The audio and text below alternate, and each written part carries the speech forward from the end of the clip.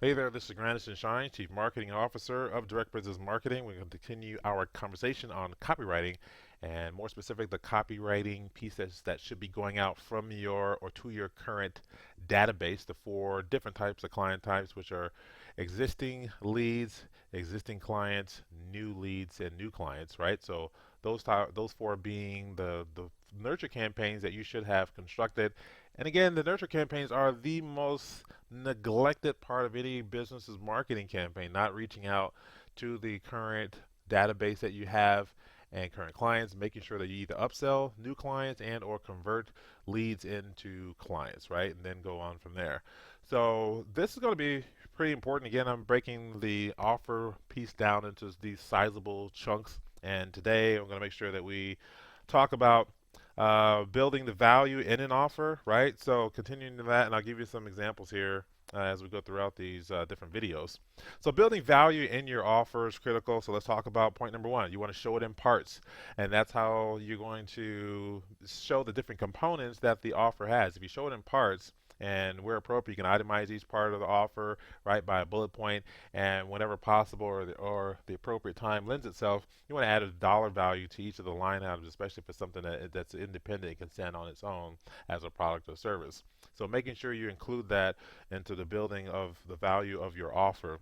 And then you also want to actually add a comparison piece to that too. So if you can compare apples to oranges, not apples to apples here, but apples to oranges mean that you're going to differentiate the different pieces of the service. Again, making sure that you build your offer, make sure you build the value into your offer. So that comes with the example here that I'm going to show you in a second here. But first of all, I want to make sure we establish that you can build the value with the different bullet points. So let's take a look at that right now.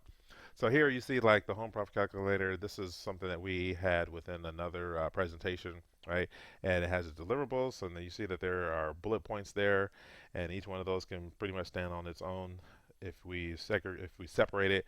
But then we have it all the way up to the yellow piece and adding the dollar amounts to it, and we'll talk about that in a different video when we talk about how we're going to actually write the offer when it comes to pricing standpoint. But making sure that you take this example and just kind of make it into these sizable chunks that enables them to read about the different nuances of an offer, because now the offer seems bigger than if I just say home profit calculator here's the price. Well, what do I get with all that? You only get all this stuff, all this stuff, all this stuff.